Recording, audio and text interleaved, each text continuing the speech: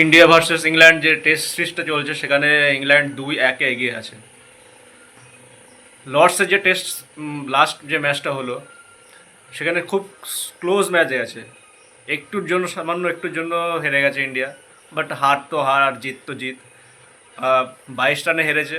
তো জাদেজা যে ফাইটটা করেছে লর্ডসে সেটা দেখিয়ে দিয়ে গেছে একটা অলরাউন্ডারের পাওয়ার কী হতে পারে। লাস্ট অব্দি দাঁড়িয়েছিল, লাস্ট অব্দি দাঁড়িয়েছিল। সিরাজার বাই চান্স আউটটা হয়ে গেছে একদম, মানে ব্যাড লাক হলে যেরকম আউট হয়, বলটা অলরেডি ব্যাটে লেগে স্পিন হয়ে ব্যাক করে উইকেটে লেগেছে।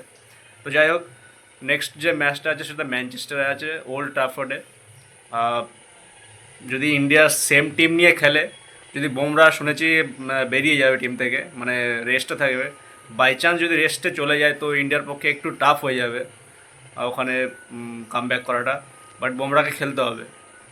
আর আর্শদীপও নিঃসন্দেহে ভালো বোলার, বাট বুমরার একটা আলাদা ওরা আছে, বুমরা ফর্মে আছে নিঃসন্দেহে। তো ইংল্যান্ডকে অবশ্যই হারাতে হবে, তাহলে 2-2 হয়ে থাকবে। আর লাস্ট যে টেস্ট ম্যাচটা থাকবে সেটা খুবই চমৎকার একটা ম্যাচ ম্যাচ হয়ে যাবে। তো আমরা চাইবো যে ইন্ডিয়া নেক্সট টেস্ট ম্যাচটা জিতুক ইংল্যান্ডের বিরুদ্ধে, খুব ভালোভাবেই জিতুক।